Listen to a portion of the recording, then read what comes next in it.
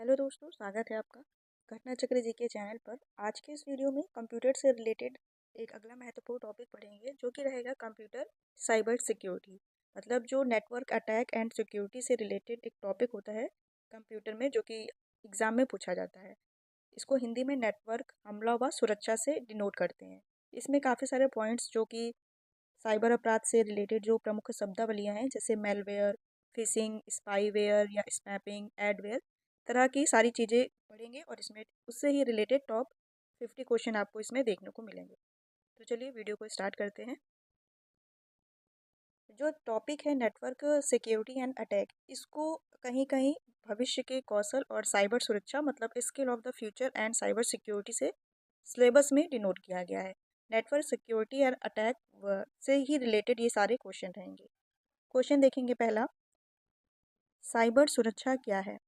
Cyber सुरक्षा क्या है? तो डिजिटल डिवाइस, नेटवर्क और डेटा को साइबर हमलों से बचाने की प्रक्रिया को ही साइबर सुरक्षा कहा जाता है, साइबर सुरक्षा के नाम से जानते हैं। तो ऑप्शन इसमें पढ़ेंगे, साइबर सुरक्षा मैलवेयर के विरुद्ध सुरक्षा प्रदान करती है, ठीक है ये भी। साइबर सुरक्षा साइबर आतंकवादियों के विरुद्ध सुरक्षा प्रदान करती है, ये भी ठीक है। साइबर सुरक्षा है ये साइबर जो अटैक्स होते हैं उनके विरुद्ध सुरक्षा प्रदान करती है। फिर है साइबर सुरक्षा किसी सिस्टम को साइबर हमले से बचाती है, तो ये भी ठीक है। इसमें काफ़ी प्रकार के एंटीवायरस होते हैं जो जो सिस्टम पे जो हमलावर या साइबर अपराधियों द्वारा हमला किया जाता है उससे बचाती है, हमले से बचाती है। तो उपरोक्त सभी इसका right answer option number D correct हो जाएगा। साइबर सुरक्षा से संबंधित ये सारे ही पॉइंट सही हैं। नेक्स्ट क्वेश्चन देखेंगे, साइबर सुरक्षा किसकी सुरक्षा करता है। साइबर सुरक्षा जो है किसकी सुरक्षा करता है, तो ये इंटरनेट से जुड़े सिस्टम की सुरक्षा करता है। देखेंगे ऑप्शन, साइबर सुरक्षा अपराधियों की सुरक्षा करता है, अपराधियों की तो करता है लेकिन वो साइबर अपराधियों को करता है, इसलिए ये ऑप्शन गलत हो जाएगा।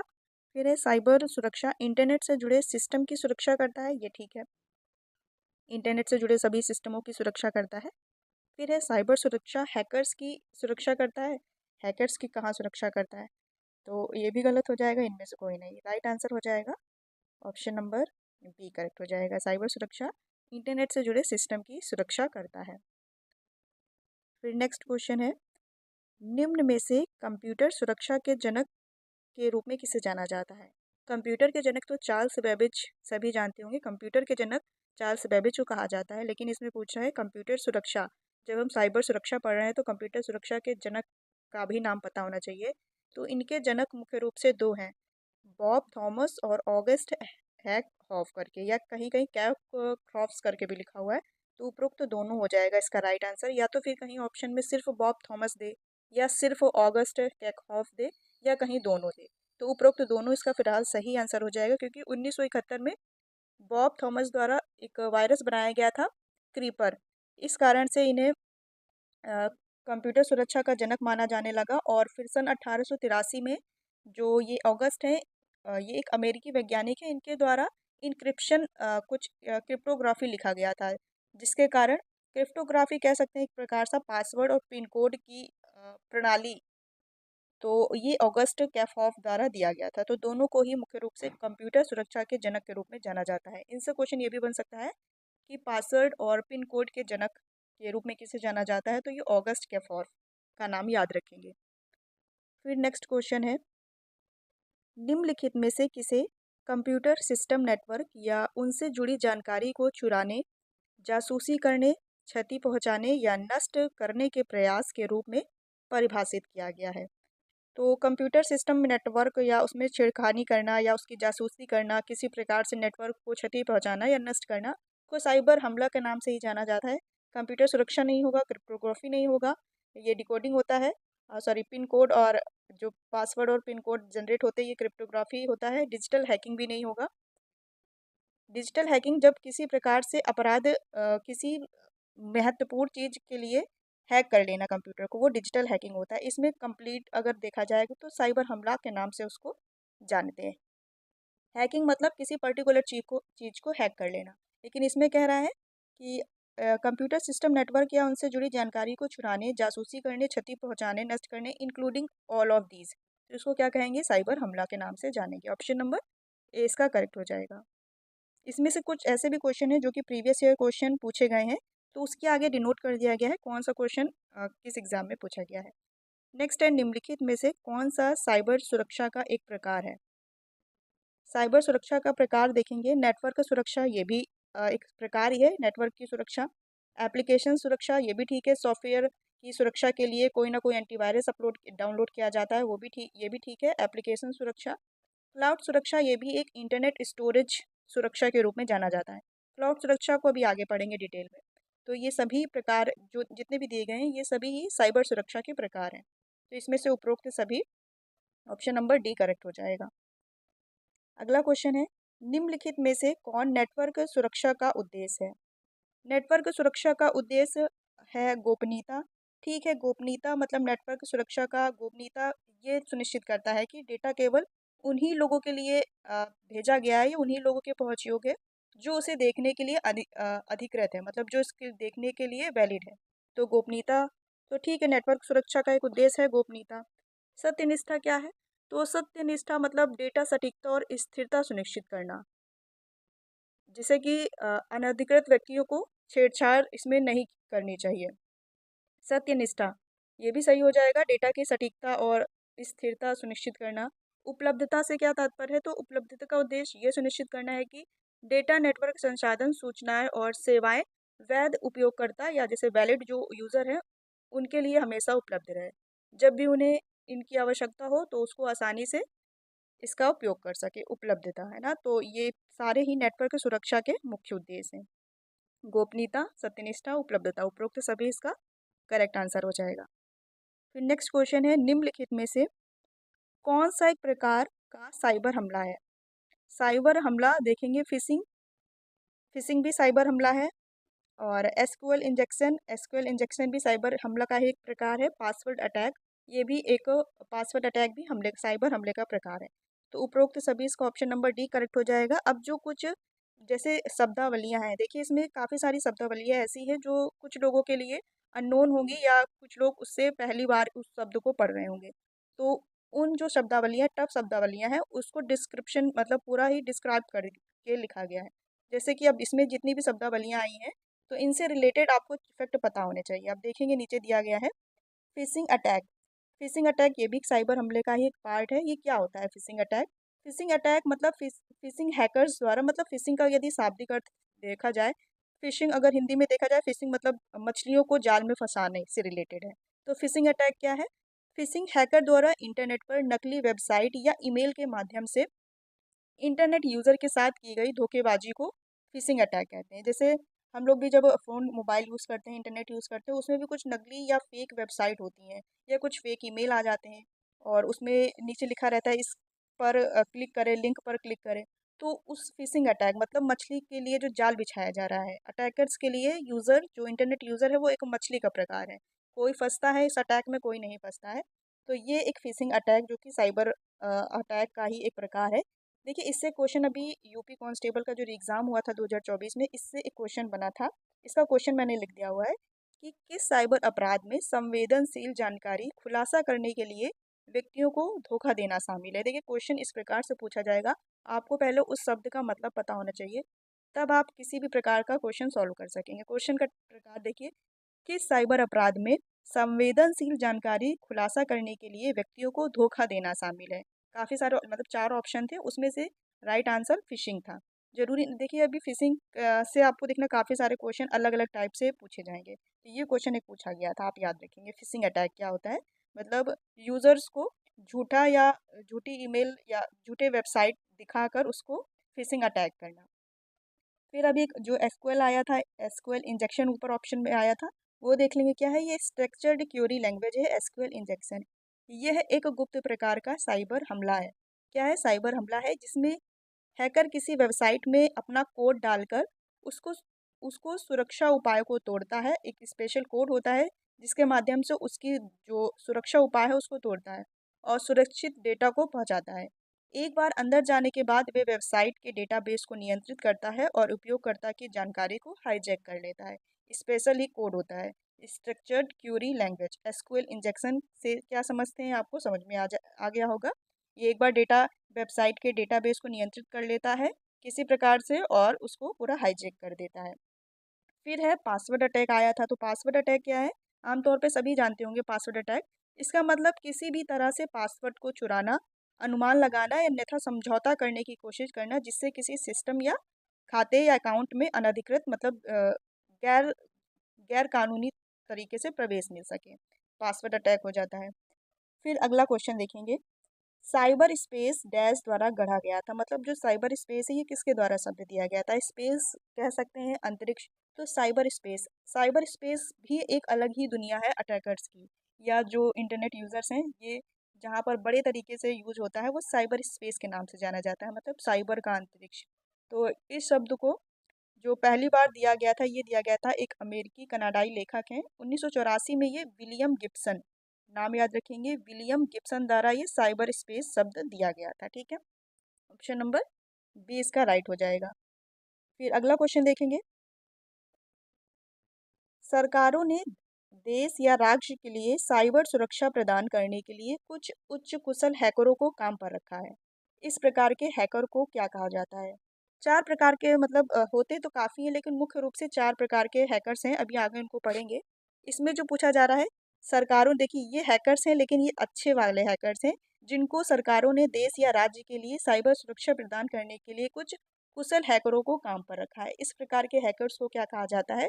तो वैसे तो इसको वाइट हैट हैकर्स कहा जाता है, लेकिन ऑप्शन के अकॉर्डिंग जो पूछा गया है क्वेश्चन, इसमें राष्ट्र राज्य प्रायोजित हैकर्स कहा जाता है। ऑप्शन नंबर ए इसका करेक्ट हो जाएगा क्या? राष्ट्र राज्य प्रायोजित हैकर्स। अभी नीचे हैकर्स के प्रकार हैं, अभी उसको देखेंगे। फिर अगला क्वेश्चन है, डैश एक साइबर अपराध है। डैश एक साइबर अपराध है जिसमें कोई व्यक्ति पीड़ित का विश्वास जीतने के लिए खुद को किसी विश्वसनीय संपर्क या ब्रांड के रूप में पेश करता है ताकि वे संवेदनशील व्यक्तिगत जानकारी तक पहुंच प्राप्त कर सके। तो इस प्रकार के साइबर अपराध को क्या कहते हैं? ये एक स्पूफिंग का प्रकार होता है। स्पूफिंग मतलब अपनी जानकारी छुपाना। फिर से क्वेश्चन पढ़ें क्योंकि जो ये ऐसे थ्योरेटिकल क्वेश्चन होते हैं ये काफ़ी सच में जो एग्जाम में पूछे जाते हैं, इनकी लैंग्वेज इतनी टफ होती है कि अगर आप पहली दूसरी लाइन पढ़ रहे होंगे, जैसे ही तीसरी लाइन में आएंगे तब तक फिर ऊपर वाला भूल जाएंगे कि मेन क्या कहा गया था, क्योंकि ये तीन चार लाइनों में डिकोड रहते हैं क्वेश्चन। फिर से पढ़ेंगे, डैश एक साइबर अपराध है जिसमें कोई व्यक्ति पीड़ित का विश्वास जीतने के लिए खुद को किसी विश्वसनीय संपर्क या ब्रांड के रूप में पेश करता है, मतलब अपनी पहचान छुपाकर किसी विश्वसनीय संपर्क या ब्रांड के रूप में पेश करता है ताकि वे संवेदनशील व्यक्तिगत जानकारी तक, मतलब उसकी प्राइवेट जानकारी तक पहुंच प्राप्त कर सके। तो इस प्रकार के साइबर अपराध को कहते हैं spoofing. Right answer option number B correct हो जाएगा, स्पूफिंग। देखेंगे स्पूफिंग के बारे में लिखा हुआ है, क्या है स्पूफिंग? अभी जैसा बताया वही है, इसको इसकी परिभाषा या इसका शाब्दिक अर्थ क्या है ये देखेंगे। मूल रूप से स्पूफिंग का मतलब होता है अपनी असली पहचान को छुपाना या उसका भेस बदलना, मतलब गलत मिलती जुलती उसी ही वेबसाइट को कॉपी करके दूसरी वेबसाइट बना लेना और अपनी जो दिमागी जो इनका शातिर दिमाग है उसको छुपाना, मतलब मेन प्रकार से यही कह सकते हैं। और डेटा में हेरफेर करना, विशेषताओं को बदलना या विशिष्ट उपकरणों का उपयोग करना मूलकर्ता की पहचान को छिपाने में मदद करता है, ये होता है स्पूफिंग। मेन मोटा मोटा जान सकते हैं, अपनी असली पहचान को छुपाना, जो वो साइबर अपराधी हैं अपनी पहचान को छुपाते हैं और किसी वैध वेबसाइट की मिलती ही जुलती एक अपनी साइट बनाते हैं जिससे यूज़र उनके पास तक पहुंचता है और उनकी लिंक को क्लिक करता है और अपना डाटा खो बैठता है। फिर अगला क्वेश्चन देखेंगे।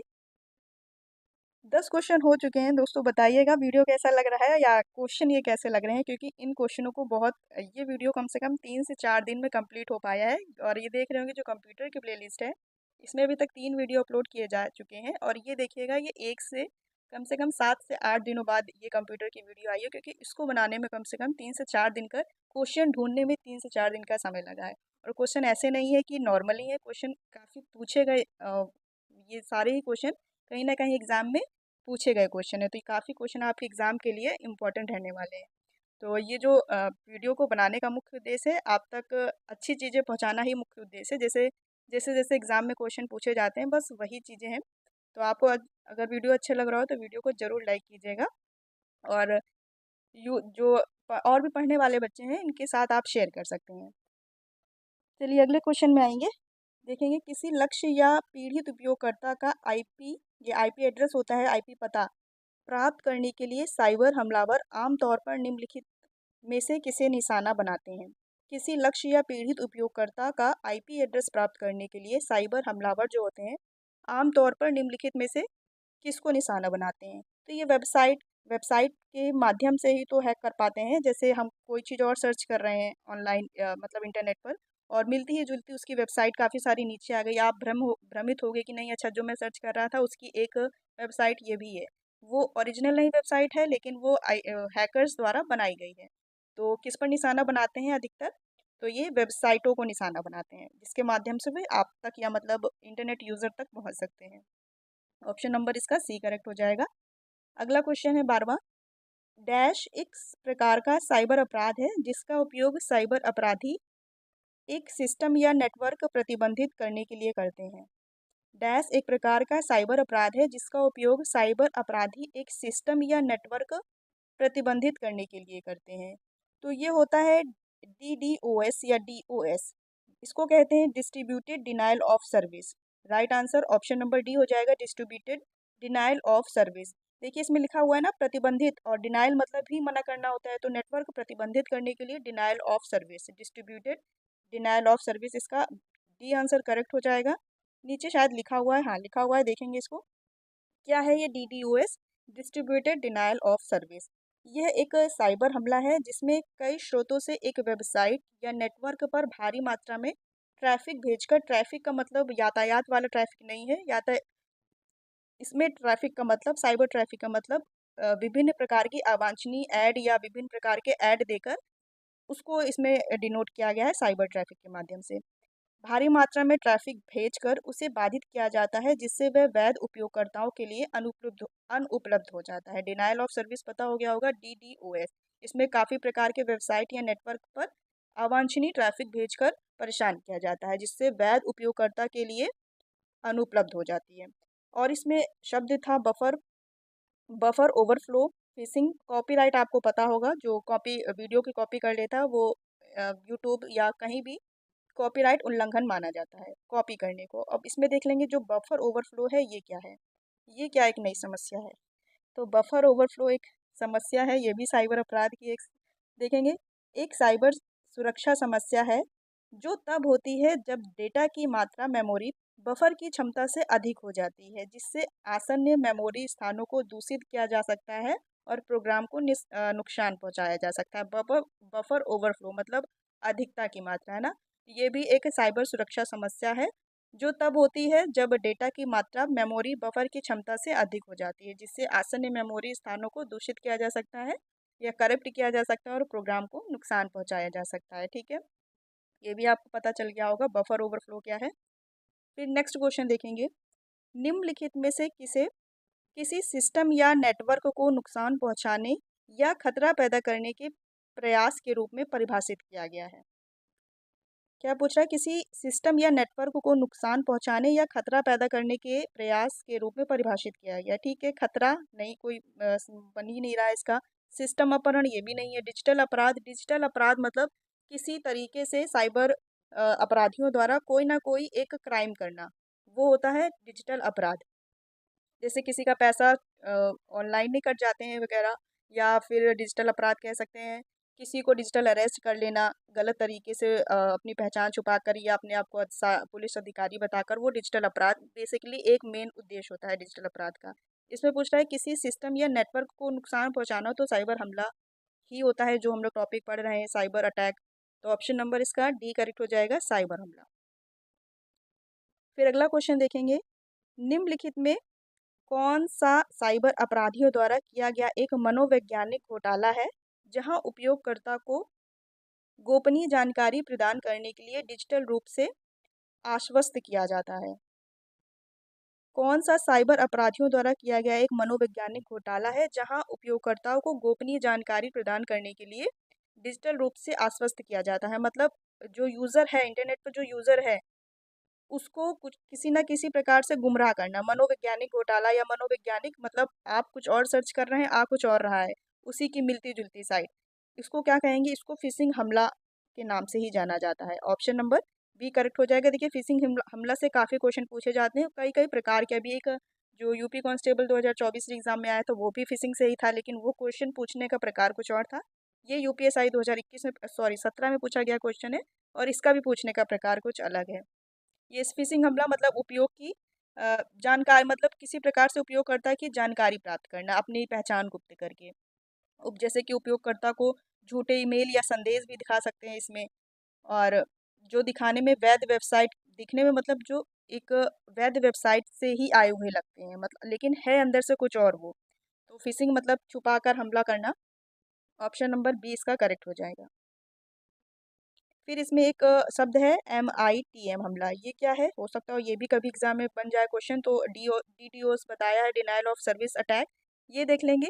मैन इन द मिडिल, ये क्या है, तो ये हमला एक साइबर सुरक्षा खतरा है जिसमें हमलावर दो पक्षों के बीच संचार में गुप्त रूप से घुसपैठ करता है और उसमें फिर हेराफेरी करता है, जो मानते हैं कि वे एक दूसरे के साथ सीधे संपर्क कर रहे हैं।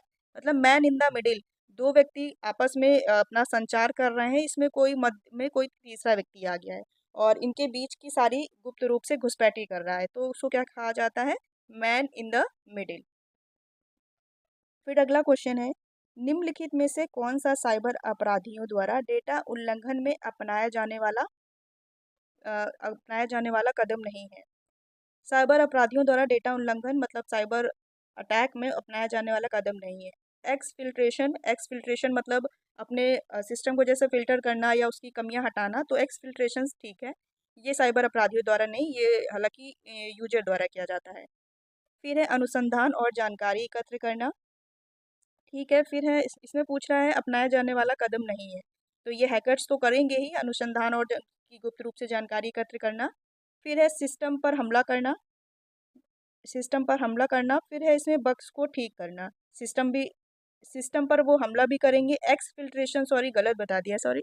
फिल्ट्रेशन मतलब होता है जो यूजर द्वारा किया जाता है, और इसमें कह रहा है अपराधियों द्वारा डेटा उल्लंघन में अपनाया जाने वाला कदम नहीं है। तो ये बग्स को ठीक करना, बग्स को ठीक करने से क्या मतलब है, मतलब बग्स मतलब होता है जो सॉफ्टवेयर या कंप्यूटर की कुछ त्रुटियां होती हैं, तो सॉफ्टवेयर सिस्टम में जो मौजूद त्रुटियां होती हैं उसका पता लगाना। क्या कभी साइबर अपराधी होगा वो क्या पता करेगा क्या कि इस सिस्टम में क्या गड़बड़ी है, ला उसको सही कर दिया जाए, वो तो उल्टा सारी चीज़ें खराब ही करेगा ना। तो बग्स को ठीक करना ये साइबर अपराधियों का काम नहीं होता है, तो इसका ऑप्शन नंबर डी करेक्ट हो जाएगा। इसमें पूछा गया था अपराधियों द्वारा डेटा उल्लंघन में अपनाया जाने वाला कदम नहीं है, बग्स को ठीक करना, इसका ऑप्शन नंबर डी करेक्ट हो जाएगा। फिर अगला क्वेश्चन है, निम्नलिखित में से कौन सा शब्द उन हैकरों के समूह को संदर्भित करता है जो हैकर्स व्यक्तिगत फायदा न देखते हुए सीखने या शिक्षा मात्र के लिए हैकिंग करते हैं। तो अच्छा, ये वही वाला क्वेश्चन है जो अभी बताया था, वाइट हैक हैकर्स वाला क्वेश्चन बताया था, जो सरकारों द्वारा हायर किए जाते हैं। तो हैकर्स के काफ़ी सारे प्रकार होते हैं, लेकिन ये मुख्य चार रूप से होते हैं। येलो नहीं, ग्रे होता है, रेड होता है, ब्लैक होता है, वाइट होता है। तो इसमें क्या पूछ रहा है, उन हैकरों के समूह को संदर्भित करता है जो हैकर्स व्यक्तिगत फायदा ना देखते हुए सीखने या शिक्षा मात्र के लिए, मतलब इनका उद्देश्य या किसी भी सिस्टम को प्रभावित करना नहीं होता है व्यक्तिगत फायदे के लिए, बस सीखने या शिक्षा मात्र के लिए ही वो हैकिंग का कार्य करते हैं और किसी न किसी सिस्टम को रिमोट कर लेते हैं, तो या उनका एक्सेस ले लेते हैं। तो ऐसे हैकर्स को क्या कहा जाता है, तो ये ग्रे हैट हैकर्स होते हैं। Grey hat hackers option number B correct हो जाएगा, ये मात्र सीखने या शिक्षा मात्र के लिए ही हैकिंग करते हैं। फिर इसमें अगला क्वेश्चन है, ये भी हैकर से है। वह हैकर जो किसी सिस्टम के मालिक के अनुमति के बाद सिस्टम में बग और कमजोरी को देखने में मदद करते हैं और सिस्टम को कोई नुकसान पहुंचाने का इरादा इनका नहीं रहता है। तो ये भी बताया था, जो राज्य द्वारा सरकारी कंपनियों द्वारा जो हायर किए जाते हैं वाइट हैट हैकर्स, इनका क्या होता है, इसका राइट आंसर जो हो जाएगा ऑप्शन नंबर सी हो जाएगा। ये मतलब मालिक की अनुमति के बाद सिस्टम और जो उसकी कमजोरियां होती है उसको खोजने में मदद करते हैं, और ये सिस्टम को कोई नुकसान नहीं पहुंचाते हैं। वाइट वाइट मतलब एकदम क्लीन, तो मतलब ये खराब हैकर्स नहीं होते हैं। ऑप्शन नंबर इसका सी करेक्ट हो जाएगा। ग्रे हैकर बता दिया है, ये सीखने और शिक्षा मात्र के लिए जो सिस्टम एक्सेस कर लेते हैं, तो वो ग्रे हैट हैकर्स होते हैं। और देखेंगे अब ये और हैं, आपको दो बता दिए हैं कौन से, ग्रे और वाइट, ब्लैक और रेड, और देख लें। ब्लैक हैट हैकर्स क्या होते हैं, कौन से होते हैं, ऐसे हैकर्स जो अनधिकृत मतलब कानून की अवज्ञा, कानून के बिना पहुंच से साइबर अपराध करके वित्तीय लाभ हासिल करते हैं। ये जो मेन जिससे जिनके साइबर अटैक होते हैं, जैसे पैसा कट जाना, फ्रॉड होना ना, ये अपनी वित्तीय लाभ के लिए हैक करते हैं। तो ऑप्शन नंबर इसमें तो ऑप्शन नहीं है, सॉरी। तो ये अब जो ऊपर ऑप्शन था वो सही बता दिया है। वाइट पता चल गया आपको, ग्रे पता चल गया, ब्लैक मालूम चल गया, ये वित्तीय लाभ के लिए हैक करते हैं। रेड हैकर्स क्या होते हैं? इस प्रकार के हैकर्स सरकारी एजेंसियों, गुप्त सूचना केंद्रों और साइबर क्राइम को रोकने के लिए करते हैं। ये भी हैकर्स हैं, जैसे अब उनका सिस्टम हैक हो गया तो इनके फिर कुछ एंटी होते हैं जो रेड हैकर्स के जरिए सरकारी एजेंसियों, गुप्त सूचना केंद्रों और साइबर क्राइम को रोकने के लिए हैकिंग करते हैं। तो ये भी बात पता चल गया आपको, रेड हैट हैकर्स। लेकिन सबसे खराब वाले जो होते हैं ये ब्लैक हैकर्स होते हैं, जो सबको नुकसान पहुंचाते हैं। फिर अगला क्वेश्चन देखेंगे, निम्नलिखित में से किसे निम्नलिखित में से किस एथिकल हैकिंग तकनीकी का उपयोग यह निर्धारित करने के लिए किया जाता है कि रिमोट कंप्यूटर पर कौन सा ऑपरेटिंग सिस्टम चल रहा है? तो ये होता है operating system fingerprinting. Option number इसका करेक्ट हो जाएगा, ऑप्शन नंबर ए। ये एक एथिकल हैकिंग तकनीकी का उपयोग यह उप निर्धारित करने के लिए किया जाता है कि रिमोट कंट्रोल पर कौन सा ऑपरेटिंग सिस्टम चल रहा है। किसके माध्यम से पता चलता है? तो ऑपरेटिंग सिस्टम फिंगरप्रिंटिंग के माध्यम से। ऑप्शन नंबर ए इसका राइट हो जाएगा। फिर अगला क्वेश्चन है, डैश एक दोषपूर्ण सॉफ्टवेयर या प्रोग्राम होता है जो किसी कंप्यूटर उपयोगकर्ता है, यहाँ गलत हल्का सा गलत लिख गया है, कंप्यूटर उपयोगकर्ता के जानकारी के बिना जानबूझकर कंप्यूटर सर्वर नेटवर्क को नुकसान पहुंचाने के लिए बनाया जाता है। तो मेलवेयर होता है। मेलवेयर क्या होता है? ये एक दोषपूर्ण सॉफ्टवेयर होता है, सॉफ्टवेयर प्रोग्राम होता है, और जो किसी कंप्यूटर उपयोगकर्ता की जानकारी के बिना उसको जानबूझकर क्षति पहुंचाता है और उसके नेटवर्क के साथ छेड़छाड़ करता है, उसको नुकसान पहुंचाता है, उसको क्या, सॉफ्टवेयर को, उस प्रोग्राम के नाम को क्या, किस नाम से जाना जाता है? Malware. Option number A correct हो जाएगा, मेलवेयर। अब मेलवेयर के भी कुछ टाइप होते हैं, अब देखेंगे मेलवेयर। ये अभी बता दिया, ये दुर्भावनापूर्ण एक सॉफ्टवेयर होता है जो कंप्यूटर या नेटवर्क को नुकसान पहुंचाने, उनका डेटा चुराने या अनधिकृत पहुंच प्राप्त करने के लिए डिज़ाइन किया जाता है हैकर्स द्वारा। अब मेलवेयर के कुछ प्रकार होते हैं, जैसे कि कंप्यूटर वायरस, जिनके माध्यम से सिस्टम को नुकसान पहुंचाया जा सके, computer virus, worms, Trojan horses. ये गेमिंग में हैकिंग की एक प्रक्रिया है, ट्रोजन हॉर्सेस, बैकडोर, स्पाईवेयर और एडवेयर। ये सब आगे आएंगे क्वेश्चन में, तो उसको बता देंगे। फिर अगला क्वेश्चन देखेंगे, वायरस। वायरस में आई संदर्भित है। वायरस का फुल फॉर्म में मतलब आई पूछ रहा है, जैसे VIRUS है, तो इसमें आई किससे डिनोट किया जाता है? वायरस का फुल फॉर्म होता है vital informa vital information resources under siege. इसका फुल फॉर्म होता है vital information resources under siege. तो इसमें आई पूछ रहा है, तो आई से डिनोट हो जाएगा क्या? इंफॉर्मेशन। ऑप्शन नंबर इसका करेक्ट हो जाएगा, ऑप्शन नंबर ए इंफॉर्मेशन। ये लिखा हुआ है vital information resources under says. उसकी इसकी पूरी याद कर लेंगे, हो सकता है आई पूछा है, कभी आर पूछ लिया जाए, कभी वी पूछ लिया जाए। अगला क्वेश्चन देख लेंगे, 21वां है, डैश इंटरनेट पर यूज़र की एक्टिविटी पर गुप्त नज़र रखता है और उसकी सहमति के बिना जानकारी एकत्रित करता है। इसमें काफ़ी सारे शब्द तो ऐसे हैं जो एक दूसरे से काफ़ी मतलब काफ़ी मिलते जुलते हैं, लेकिन जो डिनोट मतलब जिसको डिकोडिंग किया गया है, जिस शब्द को जिस चीज़ के लिए डिकोड किया गया है, वो थोड़ा भिन्न भिन्न है। फिर से क्वेश्चन देखेंगे, कंप्यूटर पर यूज़र की एक्टिविटी पर गुप्त नज़र रखता है और उनकी सहमति के बिना जानकारी एकत्र करता है। स्पाईवेयर। स्पाईवेयर मतलब गुप्त नज़र रखना। ऑप्शन नंबर सी करेक्ट हो जाएगा, स्पाईवेयर। मेलवेयर आपको अभी बताया है ही है। एडवेयर क्या होता है? एडवेयर जैसे हम कोई वेबसाइट चला रहे होते हैं या किसी भी वेबसाइट में या रहते हैं, तो बीच बीच में ऐड आ जाता है। देखा होगा, आप लोग भी यूज करते हैं, आ जाता होगा। एडवेयर जैसे आ जाता है, यू वॉन आईफोन, या ऑफर में लिख के आता है बड़ा बड़ा हेडिंग, ऑफर ओनली 99 आईफोन, इस तरह, और उस पर हम लोग एक्साइटेड की वजह से उस लिंक को क्लिक कर देते हैं, उस ऐड पर चले जाते हैं, और फिर वो वेबसाइट पता नहीं कहाँ पहुँचा देता है। फिर नीचे लिख के आता है यू आर डेंजर जोन। तो इस प्रकार की चीज़ें एडवेयर में होती हैं। ये भी साइबर फ्रॉड का ही एक प्रकार है। इसका आंसर जो हो जाएगा, एक्टिविटी पर गुप्त नज़र रखता है, स्पाईवेयर। अगला क्वेश्चन है, वर्ष 1971 में डिजाइन किए गए डैश को आमतौर पर पहला कंप्यूटर वायरस माना जाता है। जब आपको कंप्यूटर सुरक्षा के जनक बॉब थॉमस और ऑगस्ट करके बताया था, तो उसमें ही बताया था कि 1971 में बॉब थॉमस द्वारा एक वायरस डिजाइन किया गया था जो पहला कंप्यूटर वायरस था। उसका नाम था क्रीपर। ऑप्शन नंबर करेक्ट हो जाएगा क्या? क्रीपर। किसने डिजाइन किया था? बॉब थॉमस ने। और उनको कंप्यूटर सुरक्षा का जनक भी माना जाता है। फिर नेक्स्ट क्वेश्चन है, एक प्रकार का विज्ञापन मेलवेयर सॉफ्टवेयर प्रोग्राम है जो अचानक से पॉपअप विंडोज के रूप में टेक्स्ट मैसेज या बैनर के रूप में प्रदर्शित होता है। अभी आपको बताया अचानक से ही एक वेबसाइट, जब हम कुछ भी यूज कर रहे हैं तो इंटरनेट पर, तो कुछ भी पॉपअप करके आता है और एक ऐड का आ जाता है। टेक्स्ट के रूप में भी हो सकता है, मैसेज के रूप में हो सकता है, या बैनर के रूप में भी हो सकता है। तो ये क्या होता है अभी बताया आपको, मेलवेयर सॉफ्टवेयर का ही एक प्रकार है। तो ये हो जाता है आपका adware. Right answer option number ए हो करेक्ट हो जाएगा, एडवेयर। फिर अगला क्वेश्चन देखेंगे, मेलवेयर का एक प्रकार का एक ऐसा प्रोग्राम है, मेलवेयर एक ऐसा प्रोग्राम है जो स्वयं की प्रतिलिपि बनाता है। ये भी एक मेलवेयर का ही प्रकार है जो अभी ऊपर बताया था, computer virus, spyware, adware, bomb.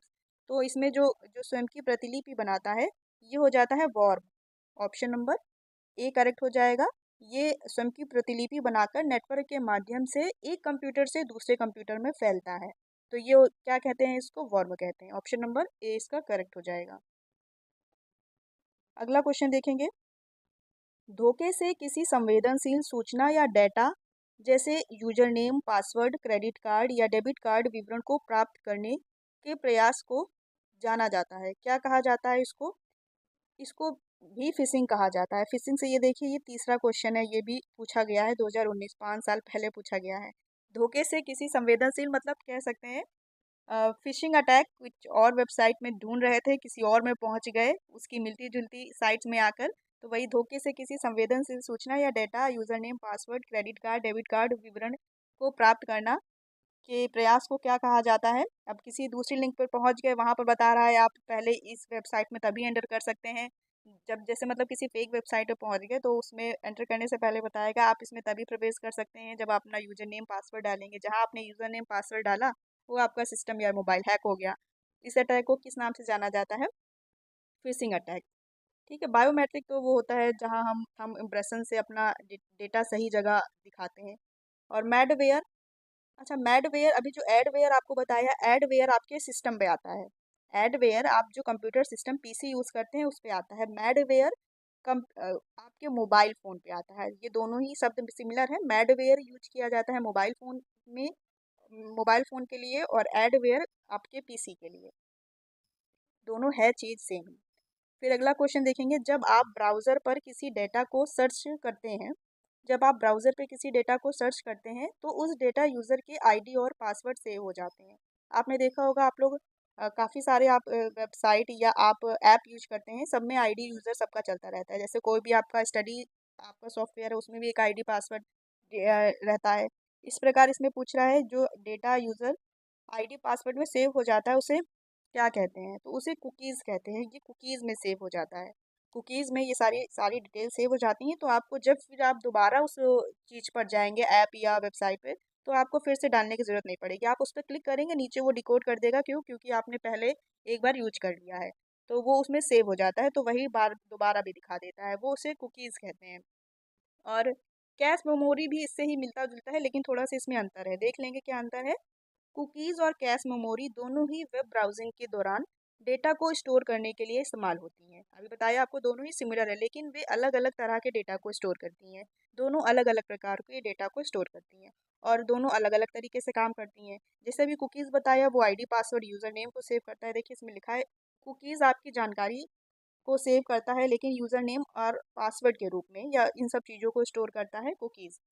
जबकि कैश मेमोरी ये एक मेमोरी का ही पार्ट होता है। ये वेबसाइट के डेटा को स्टोर करती है। कैश मेमोरी, जैसे हमने कोई चीज़ सर्च किया, महात्मा गांधी ऐसे, या महात्मा गांधी ऐसे इन हिंदी सर्च किया आपने गूगल पे, तो वो जो आपने वर्डिंग टाइप की है ये कहीं ना कहीं सेव होती है। क्योंकि जब हम अगली बार कभी भी एम से कोई चीज़ सर्च करेंगे, MAHA लिखेंगे, वो ऑटोमेटिक नीचे 4-5 वर्ड लिखने के बाद, मतलब 4-5 अल्फ़ाबेट लिखने के बाद वो नीचे शो कर देगा कि आप अगर MAHAT से कहीं शुरुआत करने जा रहे हैं तो कहीं ये आप फिर से वही चीज़ तो नहीं सर्च करने जा रहे, मतलब ये वेबसाइट के डाटा को स्टोर करती है। वो नीचे अपना दिखा देगी महात्मा गांधी ऐसे ऑन हिंदी, आप पहले अगर आपने 1 महीने पहले सर्च किया तो वो नीचे दिखा देता है।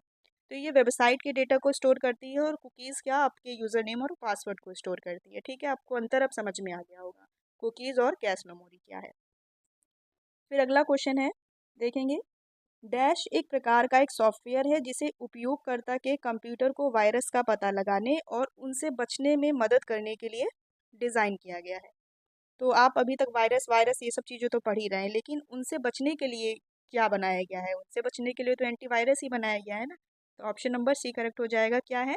कंप्यूटर के वायरस का पता लगाने और उससे बचने के लिए एंटीवायरस बनाया गया है, और इसके माध्यम से हम वायरस से बच सकते हैं।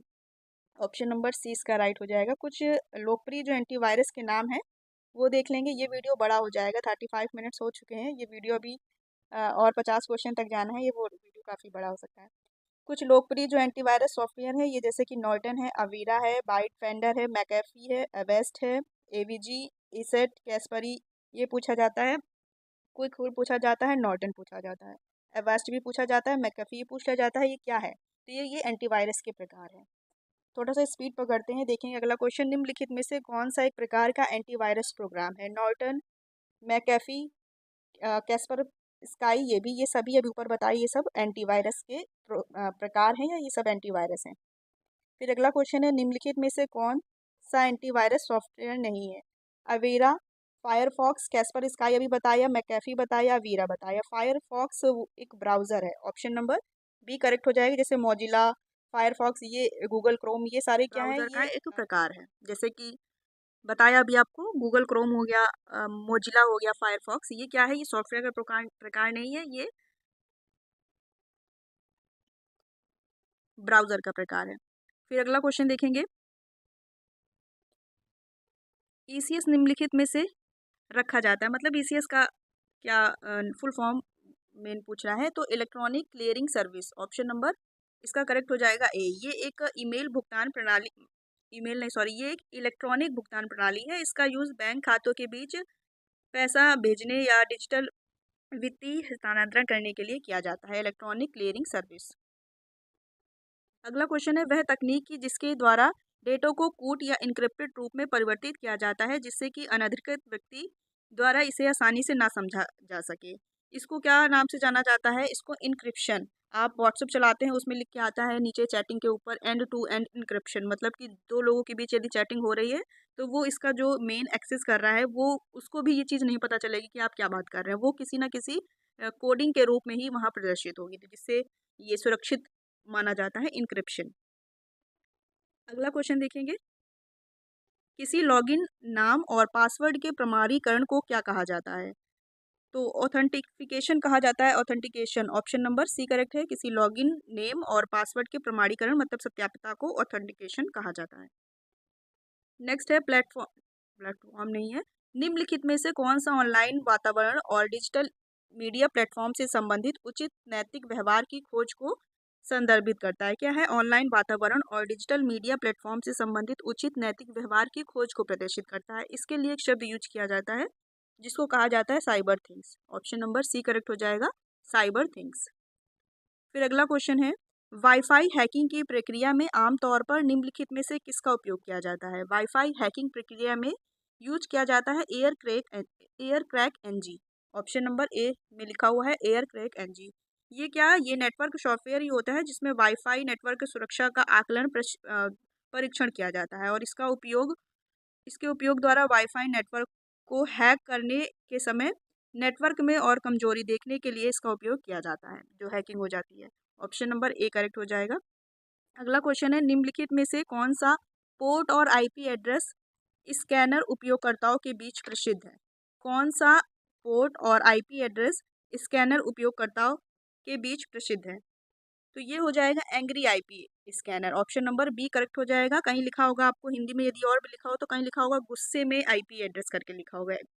तो एंग्री आईपी स्कैनर ये क्या है, इसको देख लेंगे। एंग्री आईपी स्कैनर ये एक स्वतंत्र रूप से उपलब्ध आईपी एड्रेस और पोर्ट स्कैनर है जो उपयोग में आसानी, सरलता और गति के लिए जाना जाता है। एंग्री आईपी स्कैनर किसी भी रेंज और उनके पोर्ट में आईपी एड्रेस को स्कैन करता है। आईपी एड्रेस एक स्पेशल प्रकार का एड्रेस होता है जो जिससे कंप्यूटर की बनावट और उसकी पहचान की जा सकती है, आईपी एड्रेस जो होता है।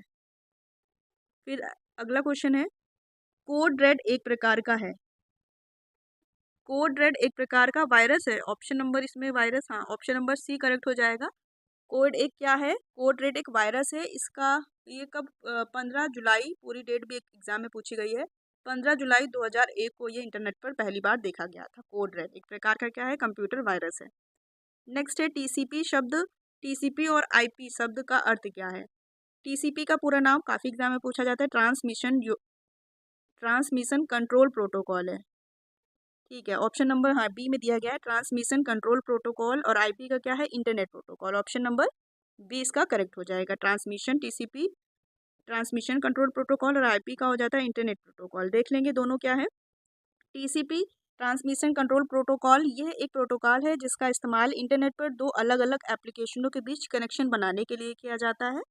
और आईपी जो आईपी होता है इंटरनेट प्रोटोकॉल, ये इंटरनेट पर डेटा को एक डिवाइस से दूसरे डिवाइस पर भेजने के लिए उपयोग किए जाने वाले नियमों और मानकों का एक सेट है।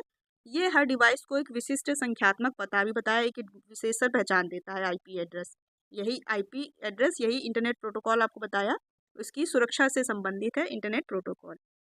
क्वेश्चन है, फायरवॉल के बारे में निम्नलिखित में से कौन सा कथन सही है? फायरवॉल क्या होता है बता दें। ये एक ऐसा प्रोग्राम होता है जो कंप्यूटर में आने और बाहर जाने वाले नेटवर्क ट्रैफिक को मॉनिटर, कंट्रोल, फिल्टर करता है, जिससे अनधिकृत पहुंच और संभावित खतरों से सुरक्षा मिलती, मतलब हैकर्स से सुविधा मिलती है। फायरवॉल ऑप्शन नंबर बी इसका करेक्ट हो जाएगा। और भी देख लेंगे।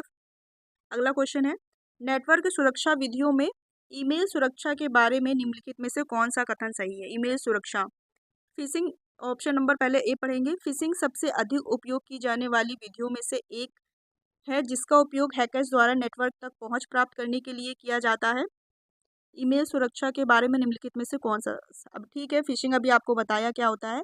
उन ऐप्स को लॉक करने के लिए हार्डवेयर, सॉफ्टवेयर और सुरक्षा प्रक्रियाओं को तैनात करना होगा, ये भी ठीक है। फिर अगला पढ़ेंगे, ऑप्शन नंबर सी, किसी को यह होना चाहिए कि नेटवर्क का सामान्य व्यवहार कैसा दिखता है ताकि नेटवर्क के व्यवहार में किसी भी बदलाव, उल्लंघन को देखा जा सके। ठीक है, इसमें पूछ रहा है नेटवर्क सुरक्षा विधियां हैं ये सारी, ईमेल सुरक्षा के बारे में कौन सा कथन सही है? इसका आंसर जहाँ तक क्या उपरोक्त सभी होना चाहिए, सारी ही ईमेल सुरक्षा से संबंधित इसमें पॉइंट्स दिए गए हैं। फिर अगला क्वेश्चन है, नेटवर्क सुरक्षा में वीपीएन के बारे में निम्नलिखित में से कौन सा कथन सही है? वीपीएन क्या होता है? ये एक प्राइवेट नेटवर्क होता है। ये इसमें पढ़ेंगे ऑप्शन पहले। यह एक प्रकार का उपकरण है जो यह सुनिश्चित करने में मदद करता है कि डिवाइस और नेटवर्क के बीच संचार सुरक्षित है। ठीक है, ये सुरक्षित संचार के लिए वीपीएन नेटवर्क का उपयोग किया जाता है। फिर है, यह आमतौर पर आईपी सेक्टर या एसएसएल या सिक्योर रॉकेट लेयर पर आधारित होता है, ये भी ठीक है। यह आमतौर पर खुले इंटरनेट पर एक सुरक्षित इनक्रिप्टेड आभासी सुरंग बनाता है। मतलब कि जो यदि दो सिस्टमों के मध्य संचार हो रहा है तो उसको इनक्रिप्टेड मतलब दूसरे कोडिंग में तीसरे बंदे को दिखाता है, आभासी सुरंग का कार्य करता है, तो ये भी सही है। तो ऑप्शन नंबर डी सही होना चाहिए इस उपरोक्त सभी। वीपीएन क्या होता है? ये वर्चुअल प्राइवेट नेटवर्क होता है, इसका फुल फॉर्म भी आप याद रखेंगे। ये एक ऐसी सेवा है जिससे आप अपने डेटा को सुरक्षित रख सकते हैं और ऑनलाइन गोपनीयता बनाए रख सकते हैं। ये अपने आईपी या आपके आईडी जो सिस्टम का एक एड्रेस होता है, आईपी एड्रेस पते को छुपाता है और आपके डिवाइस और रिमोट सर्वर के बीच ट्रैफिक को सुरक्षित रखता है। फिर अगला क्वेश्चन है, सर्वर जो internet protocol address IP address को डोमेन नामों में बदलता है कहा जाता है, इसे क्या कहा जाता है? इसको डीएनएस कहा जाता है, domain name system. Option number C correct हो जाएगा। सर्वर जो इंटरनेट प्रोटोकॉल एड्रेस या आईपी एड्रेस को डोमेन नामों में बदलता है, इसे क्या कहते हैं? डीएनएस कहते हैं, डोमेन नेम सिस्टम। फिर अगला है, स्पैम होता है। स्पैम मतलब अवांछनीय मेल होते हैं, अप्रार्थित संदेश, ठीक है। मेल बॉक्स सेवाओं में बाधा, ठीक है। आपके जब मेल आप चेक करते होंगे उसमें जंक फाइल करके एक जिसमें काफ़ी सारे स्पैम मैसेज होते हैं, उसको जंक फाइल से लिखा जाता है। तो उसमें देखा होगा जो हमसे मतलब के नहीं होते हैं, कुछ इस तरह के इसमें मेल सेव हो जाते हैं ऑटोमेटिक, तो स्पैम में चले जाते हैं। तो इसका ऑप्शन करेक्ट हो जाएगा ऑप्शन नंबर सी, 1 और 2 दोनों। इंटरनेट घंटों की चोरी से तो कोई संबंध है नहीं, इसका ऑप्शन क्या सही हो जाएगा? अच्छा, इसमें नहीं लिखा है, ठीक है, इसमें ऑप्शन नंबर सी 1 और 2 दोनों ही सही है। फिर है क्लाउड कंप्यूटिंग। क्या है? अभी क्लाउड कंप्यूटिंग एक शब्द आया था, इसमें देख लेंगे क्या है क्लाउड कंप्यूटिंग। यह एक जटिल मौसम मानचित्र प्रणाली है जो समय की लंबी सीमाओं पर जलवायु पैटर्न को खोजती है। नहीं, इससे तो कोई जलवायु से लेना देना नहीं है। कंप्यूटिंग का मॉडल जिसमें आपका कंप्यूटर टर्मिनल के रूप में कार्य करता है और सर्वर का एक नेटवर्क आपके लिए प्रोसेसिंग पावर और स्टोरेज संभालता है, ये ठीक है। ये इंटरनेट पर एक स्टोरेज का एक यूज होता है, इसको किस नाम से जाना जाता है? Cloud computing. ये सुरक्षा मतलब ऑनलाइन जो डेटा सेव करते हैं तो उसमें एक स्टोरेज के रूप में कार्य करता है। ऑप्शन नंबर इसका बी करेक्ट हो जाएगा। इसमें डेटा ऑनलाइन डेटा सारा सेव रहता है और सुरक्षित रहता है। इसमें डी ऑप्शन उपरोक्त सभी नहीं, ये कोई डी इसमें ऑप्शन करेक्ट नहीं होगा। ऑप्शन नंबर इसमें बी सही हो जाएगा। इसमें लिखा हुआ है क्या है? क्लाउड डेटा स्टोरेज बता दिया है, फिर से एक बार पढ़ लेंगे। फिर अगला क्वेश्चन देखेंगे, कंप्यूटर वायरस प्रोग्राम आमतौर पर कहाँ छुपा होता है? जो कंप्यूटर वायरस होता है ये आपके एप्लीकेशन पे भी रहता है और ऑपरेटिंग सिस्टम पे भी रहता है। एप्लीकेशन पे भी रहता है, ऑपरेटिंग सिस्टम पे रहता है। इसका ऑप्शन नंबर डी करेक्ट हो जाएगा, ए और बी दोनों। अगला क्वेश्चन है, जब कोई हैकर किसी नेटवर्क में प्रवेश करता है तो यह नेटवर्क डैश समस्या है। जब कोई हैकर किसी नेटवर्क में प्रवेश करता है तो ये किस प्रकार की समस्या है? तो ये सिक्योरिटी है, सिक्योरिटी से ही छेड़छाड़ हो रही है। ऑप्शन नंबर बी करेक्ट हो जाएगा, सिक्योरिटी। अगला क्वेश्चन है, हैकिंग के लिए किसी यूज़र का पासवर्ड पासवर्ड पता करना को क्या कहा जाता है, या पता करना क्या कहलाता है? इसको स्पूफिंग स्पूफिंग के नाम से जाना जाता है, मतलब अपनी पहचान छिपाकर दूसरी एक स्पूफिंग का आपको शाब्दिक मतलब बताया था, अपनी पहचान छुपाकर कार्य करना। तो इसमें भी क्वेश्चन है, हैकिंग के लिए किसी यूज़र का पासवर्ड पता करना। किसी मतलब आप कहीं आईडी पासवर्ड डाल रहे हैं और लेकिन आप सही जगह ना डालकर किसी दूसरी वेबसाइट पर डाल रहे हैं जो हैकिंग के पर्पज़ से बनाई गई, उसको क्या कहते हैं? स्पूफिंग के नाम से जाना जाता है। ऑप्शन नंबर इसका बी करेक्ट हो जाएगा। और इसमें जो और शब्द हैं देखेंगे, अच्छा इनके नीचे विषय में लिखा हुआ है साइबर स्टॉकिंग, जैसे इसमें आया है स्पैमिंग आया है, तो देख लेंगे साइबर स्टॉकिंग क्या है। साइबर स्टॉकिंग मतलब किसी को परेशान करने या डराने के लिए इलेक्ट्रॉनिक संचार का बार बार उपयोग साइबर स्टॉकिंग के रूप में जाना जाता है। उदाहरण के लिए जैसे कि धमकी भरे ईमेल आना, तो ये इसको क्या कहते हैं? स्टॉकिंग मतलब पीछा करना इलेक्ट्रॉनिक तरीके से या साइबर। अगर आप साइबर स्पेस में हैं तो साइबर स्टॉकिंग का मतलब आप इससे समझ सकते हैं कि इलेक्ट्रॉनिक संचार का उपयोग कर किसी को परेशान करना। फिर है स्नीकिंग, इसका अर्थ है गुप्त का अर्थ बिना किसी चेतावनी के अज्ञात गुप्त या शांत तरीके से किया गया काम। स्नीकिंग ये भी छुप कर अपराध करना ही है। फिर है स्पैमिंग। अभी आपको बताइए सारे ही शब्द किसी न किसी प्रकार से मिलते ही जुलते हैं, बस थोड़ा सा ही इसमें माइनर अंतर है, बाकी सारे ही शब्द एक दूसरे से मिलते जुलते हैं। फिर है स्पैमिंग। स्पैमिंग अभी आपको बताया, स्पैमिंग इलेक्ट्रॉनिक मैसेजिंग सिस्टम जैसे ईमेल और अन्य डिजिटल डिलीवर सिस्टम और प्रसारण मीडिया के माध्यम से अनचाहे थोक संदेश भेजने की प्रथा है, आके आपके जंक फाइल में जो कि सेव हो जाते हैं। फिर नेक्स्ट क्वेश्चन है, सही नेटवर्क एड्रेस को छुपाता है डैश। सही नेटवर्क एड्रेस को छुपाता है और नेटवर्क में प्रवेश करने और जाने वाले सभी संदेशों को इंटरसेप्ट करने के लिए उपयोग किया जाता है। ये होता है प्रॉक्सी सर्वर। प्रॉक्सी सर्वर सही नेटवर्क एड्रेस को छुपाता है और नेटवर्क में प्रवेश करने और जाने वाले सभी संदेशों और इंटरसेप्ट करने के लिए उपयोग किया जाता है। ऑप्शन नंबर डी करेक्ट हो जाएगा, प्रॉक्सी सर्वर। प्रॉक्सी सर्वर क्या है? ये मध्यस्थ सर्वर जो आपके डिवाइस और इंटरनेट के बीच में काम करता है, जैसे कि एक गेटवे जो आपके इंटरनेट ट्रैफिक को नियंत्रित और सुरक्षित करता है।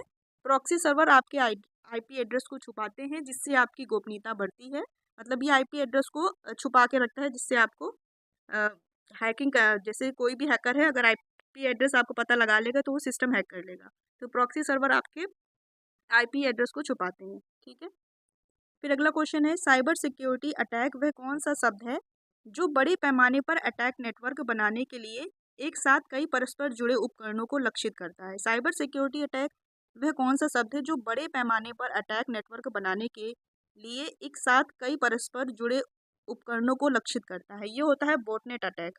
ऑप्शन नंबर बी करेक्ट हो जाएगा, बोटनेट अटैक। और जो इसमें अटैक लिखे हुए हैं देख लेंगे। डीडोस अटैक ये एक साइबर सिक्योरिटी अटैक है जो भारी ट्रैफिक वाली वेबसाइट या सर्वर को निशाना बनाता है। ये ट्रैफिक वेबसाइट या सर्वर पर दबाव डाल सकता है, जिससे ये लेजिटमेट यूज़र के लिए अनुपलब्ध हो जाता है। ठीक है, जीरो डी अटैक क्या होता है? ये एक ऐसा हमला है जो सॉफ्टवेयर में एक वेलनरेबिलिटी का फ़ायदा उठाता है, जिसके बारे में सॉफ्टवेयर विक्रेता को जानकारी नहीं होती है। इसका मतलब ये है कि इसमें क्या लिखा हुआ है, वेलनरेबिलिटी को ठीक करने के लिए कोई पैच उपलब्ध नहीं होता है, जिससे बचाव करना बड़ा मुश्किल हो जाता है। कई प्रकार के अटैक हैं, ये साइबर स्पेस है, इसमें काफ़ी शब्द ऐसे हैं जो पहली बार आप लोग सुन रहे होंगे और हम भी पहली बार ही सुन रहे हैं। मतलब पढ़ा है इसको, बुक जब रीड करेंगे तो पहली बार सुनेंगे।